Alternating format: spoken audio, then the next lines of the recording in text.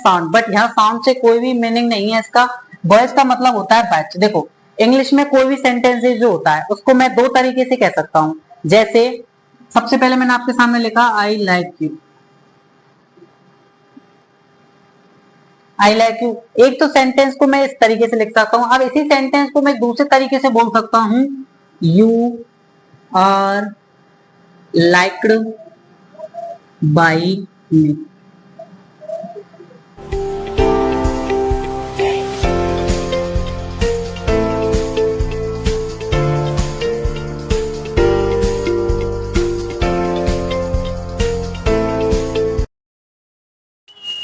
Hello friends, welcome back to our YouTube channel RMS institute of online education. RMS institute के online platform में आपका एक बार हार्दिक स्वागत है। काफी दिनों से आपकी इंग्लिश की क्लासेस अपलोड नहीं हुई हैं, तो आज हम आपके लिए इंग्लिश की एक बेसिक से एक अच्छी क्लास लेके आए हैं जो आपके लिए हर कंपटीशन एग्जाम में यूजफुल रहेगी। देखो अब हमारी काफी सारी जो वैकेंसीज है वो रनिंग में चल रही है, जैसे 4th ग्रेड की है और हाईकोर्ट में भी है आपकी पियोन की। तो इन सब में जो आपकी इंग्लिश है वो सब में कंपलसरी आती है। इंग्लिश के कुछ ना कुछ क्वेश्चन तो आते ही हैं। जैसे आप लोगे हाईकोर्ट को लोगे, जोधपुर वाली वैकेंसी को लोगे हाईकोर्ट को, उसमें आपके 10 प्रश्न इंग्लिश के हैं। और इंग्लिश में आपका जो सिलेबस रहता है वो बेसिक सिलेबस रहता है। जैसे आपके टेंस हो गए, नरेशन हो गए, वॉइस हो गए, आर्टिकल, डिटरमाइनर्स, प्रीपोजिशन, ये सारे आपके इंग्लिश के क्या है, कंपलसरी टॉपिक है। तो आज हम ऐसे ही एक टॉपिक की चर्चा करने जा रहे हैं जिससे हर कंपटीशन एग्जाम में कोई ना कोई प्रश्न पूछा ही जाता है। टॉपिक का नेम है बॉयज।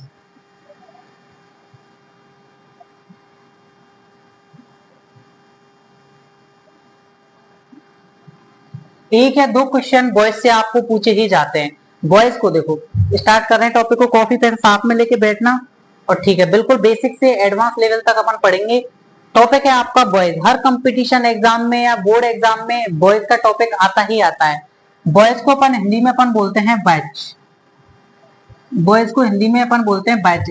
वैसे बॉयज का अपन जैसे जनरल स्पेलिंग अगर अपन देखें तो बॉयज को अपन क्या कहते हैं, साउंड, बट यहाँ साउंड से कोई भी मीनिंग नहीं है इसका। बॉयज का मतलब होता है बैच। देखो इंग्लिश में कोई भी सेंटेंस जो होता है उसको मैं दो तरीके से कह सकता हूँ। जैसे सबसे पहले मैंने आपके सामने लिखा आई like you. I like you एक तो सेंटेंस को मैं इस तरीके से लिख सकता हूँ। अब इसी सेंटेंस को मैं दूसरे तरीके से बोल सकता हूँ, यू आर लाइक्ड बाई मी। बात वही है, एक सेंटेंस को मैं दो तरीके से बोल सकता हूँ, I like you, you are liked by me. आपका ये जो सेंटेंस है वो एक्टिव वॉइस में है और ये जो आपका सेंटेंस है वो पैसिव वॉइस में है। एक ही बात को मैं दो तरीके से आपके सामने रिप्रेजेंट कर सकता हूँ। कहने का सेंस वही रहेगा बट अपन के कहने का जो मीनिंग है वो बदल जाएगा। देखो जैसे आई लाइक यू, मैं आपको पसंद करता हूं, और इसी को यदि पैसिव में अपन बोलेंगे तो यू आर लाइक्ड बाय मी। अभी आप बिल्कुल मत समझिए कि आर कैसे आया, लाइक्ड क्यों आया। अभी आप मोटा मोटा ये समझिए कि किसी भी सेंटेंस को हम इंग्लिश में दो तरीके से कह सकते हैं। जैसे मैंने आपके सामने एक और सेंटेंस लिखा, आई एट फूड। आई एट फूड, मैंने खाना खाया। इसी को यदि मैं सेकंड लैंग्वेज में लिखूं तो फूड वॉज ईटन बाय मी। अभी आप बिल्कुल भी ये मत सोचिए कि वाज कहां से आया, ईटन कहां से आया, ये बाय क्या है। अभी तो आप ये सोचिए कि किसी भी इंग्लिश के एक सेंटेंस को दो तरीके से रिप्रेजेंट कर सकते हैं, अर्थात एक सेंटेंस को हम दो तरीके से बोल सकते हैं। जैसे आई एट फूड, मैंने खाना खाया, इसका सेकंड जो पैसिव क्या होगा कि फूड वॉज ईटन बाय मी, कि खाना खाया जाता है मेरे द्वारा। कहने का सेंस वही है, कहने का भाव वही है, लेकिन जो इसकी जो फ्रेम है, जो इसकी लैंग्वेज है, वो इसकी क्या हो गई, चेंज हो गई। ठीक है, तो क्या सीखा हमने, हमने ये सीखा कि इंग्लिश में हम एक बात को दो तरीके से कह सकते हैं। कैसे कह सकते हैं कि एक तो मैं कहूंगा एक्टिव रूप में, एक मैं कहूंगा पैसिव रूप में। एक्टिव रूप में क्या होगा, मेरा जो कर्ता है वो अपन का प्रेजेंट होगा, यानी कि कर्ता प्रधान होगा, ये मुख्य होगा। और जो पैसिव अपन करेंगे तो उसमें क्या होगा, ऑब्जेक्ट अपन का मुख्य होगा। ठीक है, यहां तक क्लियर है। देख ठीक है, चलो ये हमने छोटा सा टॉपिक का इंट्रो दिया कि क्या हमको पढ़ना है, क्या हमको नहीं पढ़ना है। ठीक है, देखना चलो।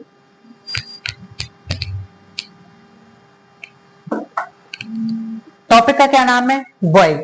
बॉयज में क्या लिखा मैंने, हम किसी भी सेंटेंस को इंग्लिश में हम किसी भी सेंटेंस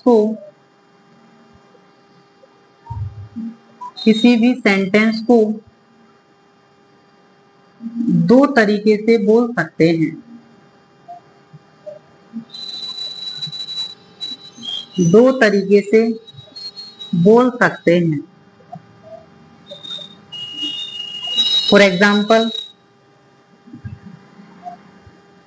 अभी आपको कुछ नहीं सोचना क्या मैं कर रहा हूं, आपको बस ओनली देखना है। I am writing a letter.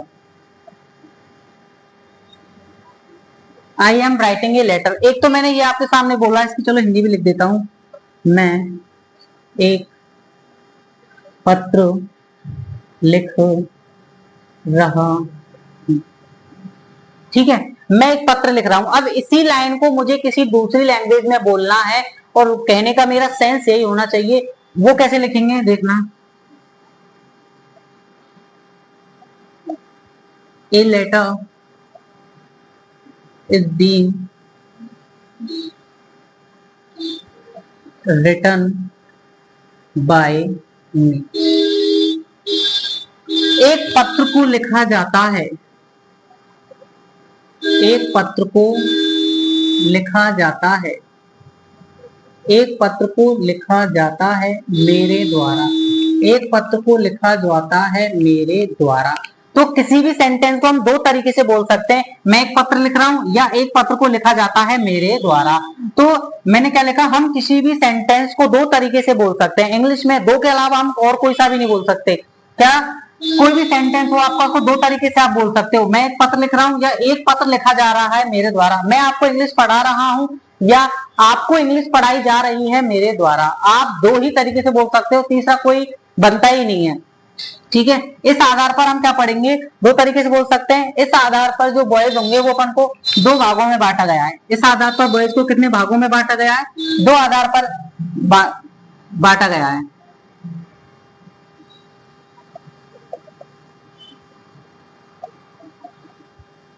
Active boys, यहां से टॉपिक स्टार्ट हो रहा है, अपन का देखना है ना।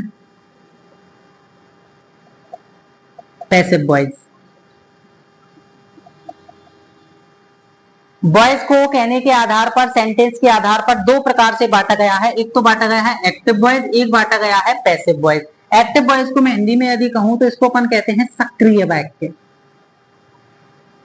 सक्रिय वाच्य। इसकी यदि मैं बात करूं पैसिव की, तो इसको कहते हैं निष्क्रिय वाच्य। Is that clear? Active voice और पैसिव वॉइस, ये हमारे किसी भी सेंटेंस को कहने के तरीके हैं कि किसी सेंटेंस को एक्टिव में कैसे बोला जाता है, किसी सेंटेंस को पैसिव में कैसे बोला जाता है। एक्टिव वॉइस की यदि मैं बात करूं, देखो पहला मैं ले रहा हूं एक्टिव वॉइस। पहले मैं ले रहा हूं एक्टिव वॉइस। एक्टिव वॉइस क्या होते हैं, ऐसे सेंटेंसेस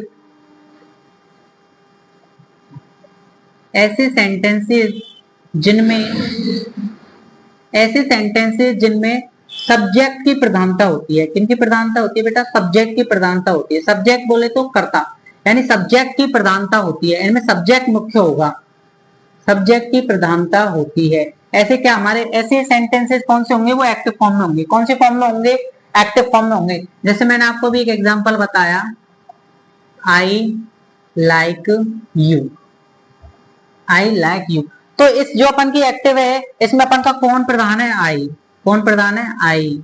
यानी मैं आपको पसंद करता हूं, मैं आपको या तुमको पसंद करता हूं।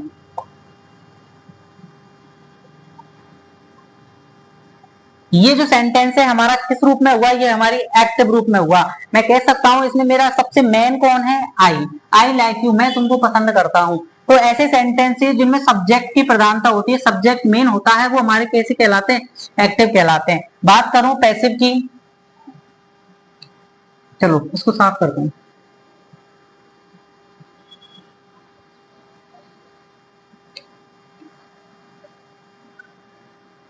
बात करूं मैं आपकी पैसिव वॉइस की,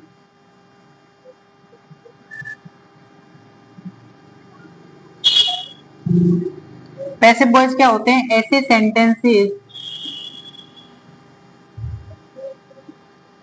सेंटेंसेस एक्टिव में किसकी प्रधानता आती है? सब्जेक्ट की। तो यहाँ किसकी प्रधानता होगी? ऐसे सेंटेंसेस जिनमें ऑब्जेक्ट की प्रधानता होती है। ऑब्जेक्ट कर्म, ऑब्जेक्ट कर्म की प्रधानता, कर्म की प्रधानता होती है।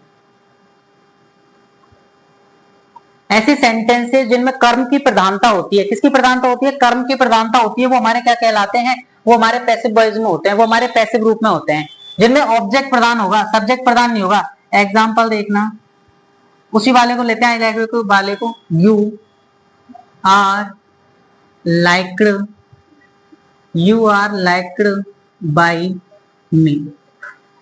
यहाँ पर आई लाइक यू, वो अपन का एक्टिव में था, यू अपन का आगे आ गया। अभी नियम हम पढ़ेंगे, अभी आप इन पे दिमाग मत लगाइए। आप तो ये देखिए, यहाँ पर आपका जो ऑब्जेक्ट था वो पहले आ गया, और ये हमारा जो सब्जेक्ट था वो कहां पर चला गया? लास्ट में चला गया। मैं कह सकता हूं ऐसे सेंटेंसेस जिनमें ऑब्जेक्ट की प्रधानता होती है, यू हमारा क्या है? ऑब्जेक्ट। जिनमें ऑब्जेक्ट आगे आ जाता है, ऑब्जेक्ट मेन होता है, वो हमारे किस रूप में होते हैं? पैसिव वॉइस रूप में होते हैं। किस रूप में होते हैं? वो पैसिव रूप में होते हैं। इन्हीं के आधार पर सेंटेंसेस का क्या किया गया है? क्लासिफिकेशन किया गया है।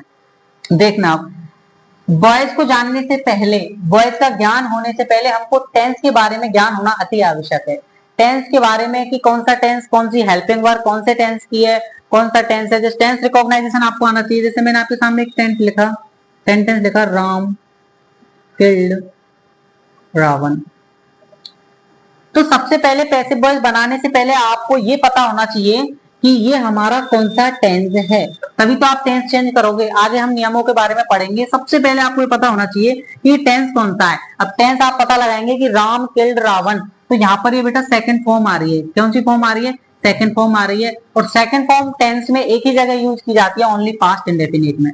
किसमें? ओनली पास्ट इंडेफिनिट में सेकंड फॉर्म यूज की जाती है। सबसे पहला आपका जो काम होगा बॉयज में, वो सबसे पहला होगा टेंस रिकॉग्नाइजेशन। टेंस को पहचानना अति आवश्यक है वॉइस बनाने के लिए। अब पास्ट इंडेफिनिट है, तो उसको टेंस में अपन बनाते समय इसको पास्ट कंटिन्यूअस में परिवर्तित करते हैं। किसमें चेंज करते हैं? पास्ट कंटिन्यूअस में। वो आगे सारे नियमों के बारे में अपन चर्चा करेंगे। ये मैंने आपको एक मोटा मोटा आइडिया दिया है कि सबसे पहला जो है वो आपको क्या पहचानना आना चाहिए? टेंस पहचानना आपको आना चाहिए, ये कौन सा टेंस दे रखा है, तभी तो आप इसकी पैसे बना पाओगे। ठीक है, चलो। तो हमने क्या सीखा कि इंग्लिश में हम किसी भी सेंटेंस को दो तरीके से बोल सकते हैं। एक तो हम उसको बोल सकते हैं एक्टिव रूप में, एक बोल सकते हैं पैसिव रूप में। एक्टिव रूप में हम बोले तो मैं आपको इंग्लिश पढ़ा रहा हूं, ठीक है, I am teaching you English, मैं आपको इंग्लिश पढ़ा रहा हूं। यदि इसी को हम दूसरे तरीके से बोले तो आपको इंग्लिश पढ़ाई जा रही है मेरे द्वारा, you are being taught English by me, आपको इंग्लिश पढ़ाई जा रही है मेरे द्वारा। तो वॉइस को बोलने के कितने तरीके हो गए? आपके दो तरीके हो गए। इन्हीं आधार पर अपन ने इनको दो प्रकार से बांट दिया वॉइस को। एक बांट दिया मैंने एक्टिव वॉइस और एक बांट दिया मैंने पैसिव वॉइस। ठीक है, ठीक है। ये तो हुआ हमारा टॉपिक का बेसिक इंट्रो कि क्या इंट्रोडक्शन होता है, क्या हम इसमें पढ़ेंगे, क्या चीज हम पढ़ने वाले हैं, ये हो गया। ठीक है, अब पैसिव वॉइस बनाते कैसे हैं उस चीज की चर्चा हम करेंगे कि पैसिव वॉइस बनते कैसे हैं। आपको जो एग्जाम में दिया गया होता है वो एक्टिव दिया गया होता है, उससे आपको पैसिव बनानी पड़ती है। उसको आपको क्या बनानी पड़ती है? पैसिव बनानी पड़ती है। जैसे देखना, यदि बात करूं मैं बोर्ड एग्जाम्स की, तो उसमें कैसे प्रश्न आते हैं? उसमें आपको ऐसे दे दिया जाएगा,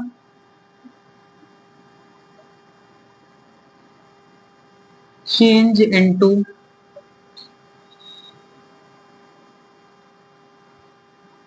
पैसिव वॉइस, ए दे दिया यहाँ पे,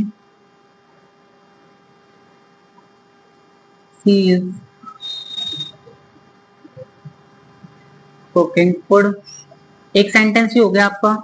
एक आपको दे दिया, Ram play football. Simple sentence दे दें आपको। इस तरीके से बोर्ड एग्जाम में ऐसे प्रश्न आते हैं। बोर्ड एग्जाम में कैसे दिया जाएगा कि चेंज इनटू पैसिव वॉइस, यानी कि दो सेंटेंस दे दिए जाएंगे। ये किस रूप में दिए जाएंगे आपको? एक्टिव रूप में। किस रूप में दिए जाएंगे? एक्टिव वॉइस के रूप में आपको दिए जाएंगे। इनसे आपको किसका निर्माण करना है? पैसिव का निर्माण करना है। अब मैं इस बात को आपको बता चुका हूं कि एक्टिव वॉइस वे सेंटेंस होते हैं जिनमें सब्जेक्ट की प्रधानता होती है। जिनमें किसकी प्रधानता होती है? सब्जेक्ट की प्रधानता होती है। आप देख सकते हो इनमें सब्जेक्ट की प्रधानता है कि सी इज कुकिंग फूड, वह खाना बना रही है। Ram plays football, Ram football खेलता है। अभी आपको कुछ नहीं पता, अभी आप कोई नियम नहीं जानते, मैंने भी आपको कोई नियम नहीं बताया वॉइस के। अभी मैं आपको इंट्रोडक्शन दे रहा हूँ कि किस तरीके से बोर्ड एग्जाम में पूछे जाते हैं, किस तरीके से कंपटीशन के एग्जाम में पूछे जाते हैं। सी इज कुकिंग फूड, ये मुझे एग्जाम्पल दे दिया कि एक्सरसाइज की पैसे बनानी है। अब पैसे बनाते समय हम क्या करते हैं, सबसे पहले आपको पता है पैसे में किसकी प्रधानता होती है, ऑब्जेक्ट की। ऑब्जेक्ट को हम आगे लेके आते हैं, तो उसमें अपन का ऑब्जेक्ट है फूड, फूड को हम आगे लेके आए, फूड। मैंने आपको एक चीज बताई कि आप टेंस पहचानोगे तभी आप वॉइस कन्वर्सन करोगे। तो फूड, ये कौन सा टेंस है मेरा, इज कुकिंग, वर्ब की फर्स्ट फॉर्म में आईएनजी आ रहा है, प्लस मेरी हेल्पिंग वर्ब इज एम आ रही है, ये टेंस हो गया मेरा प्रेजेंट कंटिन्यूअस। अब प्रेजेंट कंटिन्यूअस को अपन और वो पैसे बनाते समय इनको अपन चेंज करते हैं is am are plus being में। फूड आपका हो गया singular, food is being. Verb की ऑलवेज थर्ड फॉर्म यूज की जाती है, कुकड़, फूड। फूड सिंगुलर भी मानते हैं, प्लूरल भी मानते हैं, तो इसलिए आप इज बीइंग कुकड़ फूड। ठीक है, ये आपकी कौन सी हो गई, ये कौन सा डिजाइन हो गया, ये आपका हो गया पैसिव। ठीक है, ठीक है। Ram plays football, Ram plays football, वही सेम टू सेम यहाँ पर सब्जेक्ट की प्रधानता है। अपन पैसे बनाएंगे तो ऑब्जेक्ट को आगे लाएंगे, ऑब्जेक्ट आगे लाए, फुटबॉल। मैंने टेंस को पहचाना कि वर्ब की फर्स्ट फॉर्म में एस लग रहा है, ये मेरा प्रेजेंट इंडेफिनिट टेंस है। पैसे बनाऊंगा तो चेंज करेंगे हम प्रेजेंट कंटिन्यूअस में, आगे मैं भी बताऊंगा सारे नियमों को। फुटबॉल, हाँ फुटबॉल अपन की सिंगुलर है, ये प्लेज अपन की कौन सा प्रेजेंट इंडेफिनिट किसमें चेंज करेंगे, प्रेजेंट कंटिन्यूअस। तो फुटबॉल इज, वर्ब की लगाएंगे third form, is played by Ram. ये हो गए बेटा आपकी पैसे। इस तरीके से आपकी बोर्ड एग्जाम्स में पूछे जाते हैं।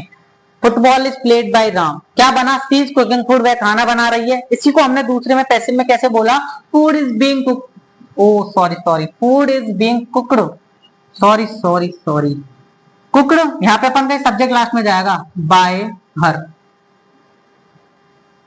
बाय राम। ठीक है, अब ठीक है, food is being cooked by हर, यानी कि खाने को पकाया जा रहा है बाई हर, उसके द्वारा। कहने का सेंस वही है, इसमें हमने किसको प्रधानता रखी, सब्जेक्ट की, कि सी इज कुकिंग फूड, वह खाना बना रही है। लेकिन हम पैसे में किसको आगे लिया है, फूड को आगे लिया है, कि food is being cooked by her, की खाना पकाया जा रहा है उसके द्वारा। Ram plays football, Ram football खेलता है। Football is played by Ram, football खेली जा रही है राम के द्वारा। अब बेटा आप ये मत सोचना यहाँ पे B3 कैसे आई, इसके साथ में तो वर्ब की फर्स्ट फॉर्म में आईएनजी आता है, बट वॉइस बनाते समय ऑलवेज वर्ब की थर्ड फॉर्म यूज की जाती है, इसलिए यहाँ पर वर्ब की थर्ड फॉर्म यूज की गई है। इज दैट क्लियर और नॉट? ठीक है, चलो आगे चलते हैं। ये बात हुई मेरी बोर्ड एग्जाम्स में ऐसे पूछे जाते हैं। बोर्ड एग्जाम में आपको कोई एक्टिव फॉर्म में सेंटेंस दिया होगा, उसकी हमको पैसिव तैयार करनी पड़ती है, बट कंपटीशन एग्जाम में आपको इस तरीके के नहीं दिए जाते। कंपटीशन एग्जाम में आपको डायरेक्ट ही कोई सेंटेंस दिया गया होता है और उसके 4 पार्ट आपको दिए गए होते हैं ABCD, उसमें एक को आपको क्लिक करना पड़ता है। जैसे देखना,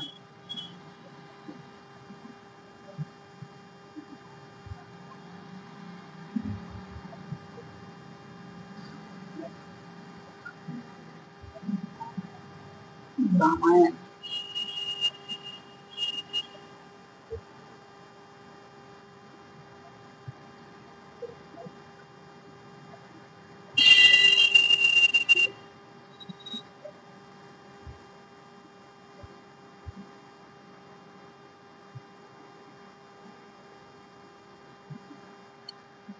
रामायण रिटन बाय तुलसीदास। अब देखना,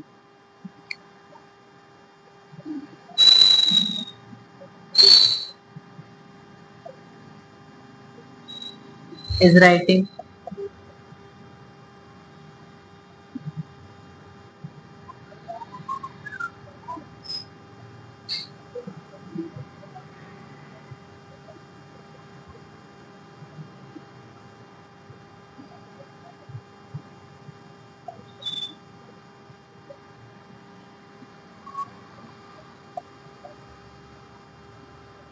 कंपटीशन एग्जाम में आपको किस तरीके के प्रश्न पूछे जाएंगे, इस तरीके से पूछे जाएंगे, Ramayana blank written by Tulsidas. इसमें आपका क्या जाएगा, Ramayana is being written by Tulsidas. ठीक है, इस तरीके के आपको ये प्रश्न पूछे जाएंगे। अभी कैसे सॉल्व होते हैं, किस तरीके से किए जाते हैं, उन नियमों के बारे में सबसे पहले हम चर्चा करते हैं। ठीक है, चलो देखते हैं अब आगे, है ना, क्या क्या नियम होते हैं, क्या क्या टेंस चेंज में क्या क्या हमको करना पड़ता है पैसिव बनाते समय, कौन कौन से वो होते हैं, तो देखना।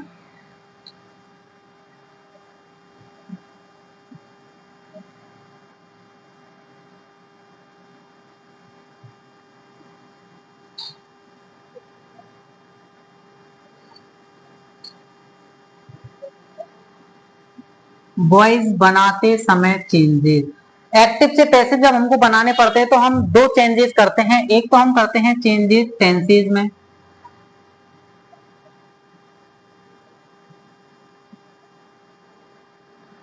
टेंस में चेंज करते हैं, एक हम करते हैं प्रोनाउंस में चेंज, प्रोनाउन मतलब सर्वनाम में चेंजेस।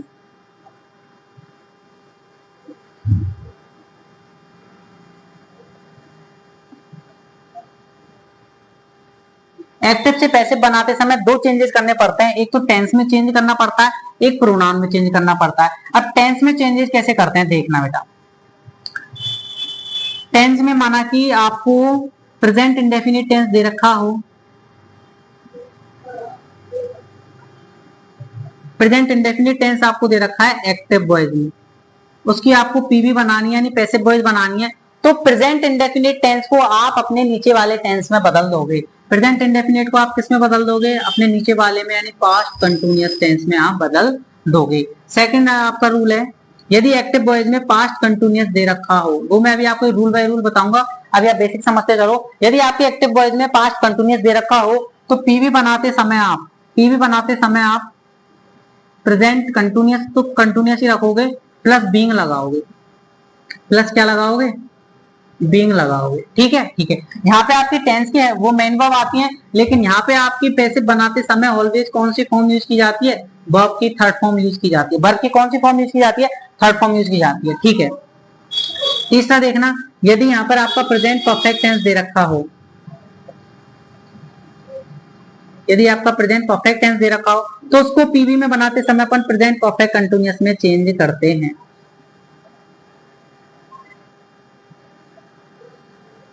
प्रेजेंट परफेक्ट कंटिन्यूअस में प्लस बी थर्ड मैंने आपको बताया, always use be third form, है ना। आप प्रेजेंट परफेक्ट टेंस एक्टिव में दे रखा हो तो पीवी बनाते समय प्रेजेंट परफेक्ट कंटिन्यूअस चेंज में अपन चेंज करते हैं। ठीक है ठीक है, अब मैंने आपसे कहा था कि आपको टेंस का ज्ञान होना बहुत जरूरी है। अब आपको पता होना चाहिए बेटा प्रेजेंट परफेक्ट की कौन कौन सी हेल्पिंग वर्ब होती हैं, कौन सा टेंस प्रेजेंट परफेक्ट होता है, ये पहचानना आपको आना चाहिए। ठीक है, अब बात आती है चौथे की कि यदि एक्टिव में प्रेजेंट परफेक्ट कंटिन्यूअस दे रखा हो तो बेटा वो नो चेंज रहता है। प्रेजेंट परफेक्ट कंटिन्यूअस दे रखा हो तो पैसिव में वो नो चेंज रहता है, इसका पैसिव नहीं बनता है। ठीक है चलो, ये बात हो गई मेरी किसकी, ये बात हो गई मेरी प्रेजेंट की। किसकी बात हो गई बेटा, प्रेजेंट की बात हो गई। इसकी बात हो गई प्रेजेंट की। यदि एक्टिव वॉइस में यदि कोई मेरा प्रेजेंट का सेंटेंस दे रखा हो, उसकी पैसिव में जब बनाऊंगा तो प्रेजेंट इंडेफिनिट होगा, उसको पास्ट कंटिन्यूअस में चेंज कर दूंगा। पास्ट कंटिन्यूअस, ओ सॉरी,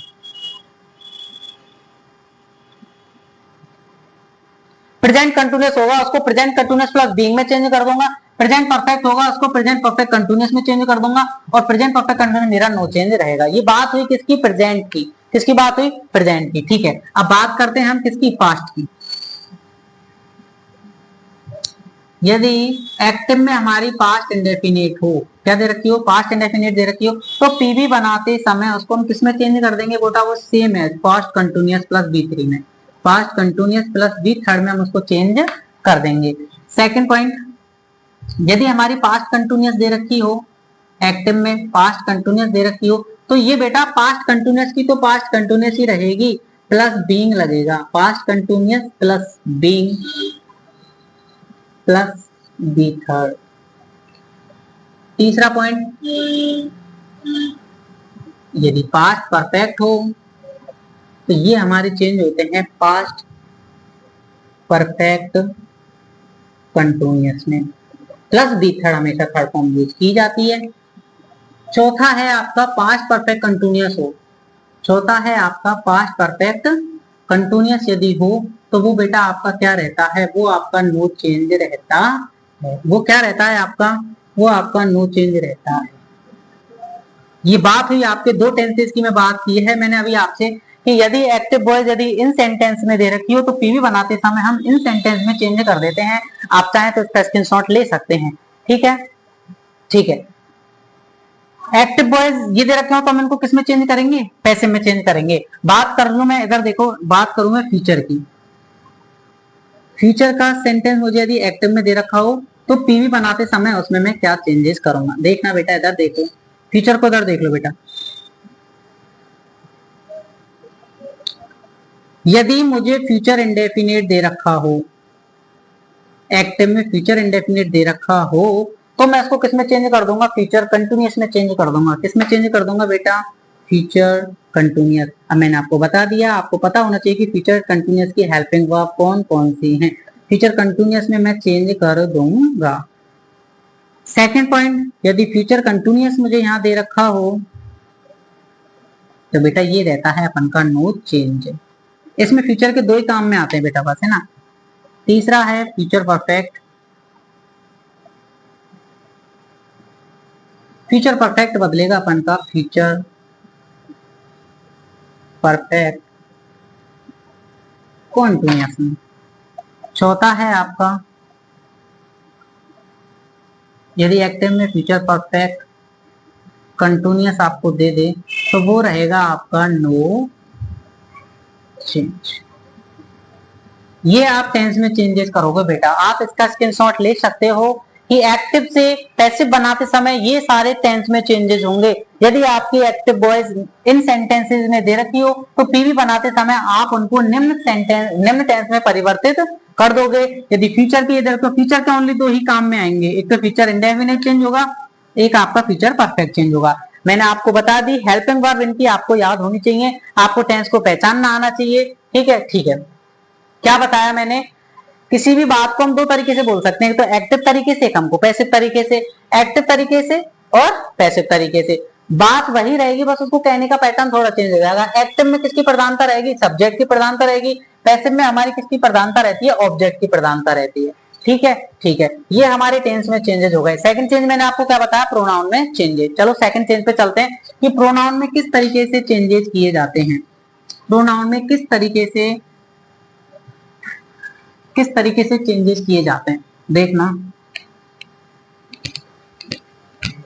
प्रोनाउन किस तरीके से चेंज होते हैं?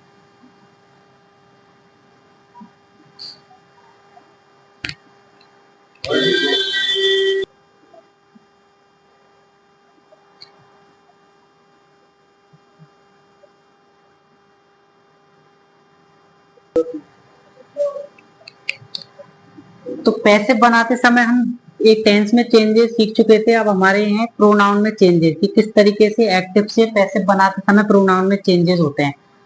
आई और बी हमारे फर्स्ट पर्सन है, ये वाले हमारे सब्जेक्टिव केस में है। जब इनसे हम पैसिव बनाएंगे तो आई को हम कन्वर्ट करते हैं मी में, बी को करते हैं अस में, यू को करते हैं तुम में, ही शी इट दे ये हमारे थर्ड पर्सन है, इनको हम करते हैं, ही को करते हैं हिम में, शी हर, इट देखो देम में। ये हमारे प्रोनाउन में चेंजेस हैं। एक्टिव से पैसिव बनाते समय ये वाले जो सब्जेक्ट हैं ये हमारे ऑब्जेक्ट में चेंजेस हो जाते हैं, ये वाले ऑब्जेक्ट हैं ये हमारे सब्जेक्ट में चेंजेस आ जाते हैं। इनमें से ही शी इट नेम ये हमारे सिंगुलर प्रोनाउंस हैं और आई वी यू दे ये हमारे प्लूरल प्रोनाउंस हैं। देखो कुछ एग्जांपल्स के द्वारा इनको समझते हैं। राम राइट से लेटर। सबसे पहले मैंने क्या बताया इसमें हमको क्या पहचानना है? टेंस पहचानना है कि हमारा टेंस कौन सा है। तो ये हमारा जो टेंस है वो है प्रेजेंट इंडेफिनिट। प्रेजेंट इंडेफिनिट है तो उसको पीवी बनाते समय हम किसमें चेंज करेंगे? प्रेजेंट कंटिन्यूअस में। देखो सबसे पहले मैं ऑब्जेक्ट को आगे लाता हूँ, a letter, helping verb is written by Ram. ये हमारा प्रेजेंट इंडेफिनिट था, ये हेल्पिंग वर्ब कंटिन्यूअस की आई क्योंकि प्रेजेंट इंडेफिनिट टेंस चेंज किसमें होता है? प्रेजेंट कंटिन्यूअस में। सेकंड है Ram is writing a letter, ये कौन सा टेंस है? हमारा प्रेजेंट कंटिन्यूअस। किसमें चेंज होगा? प्रेजेंट कंटिन्यूअस प्लस बीइंग में। ऑब्जेक्ट को आगे लाएंगे, ए लेटर सिंगुलर है, is being written by Ram. Ram has brought a letter, ये हमारा टेंस है, प्रेजेंट परफेक्ट चेंज होगा किसमें, प्रेजेंट परफेक्ट कंटिन्यूअस में। ए लेटर को आगे लाएंगे, ऑब्जेक्ट को, ए लेटर सिंगुलर है, हैज बीन, वर्ब की third form, brought by Ram.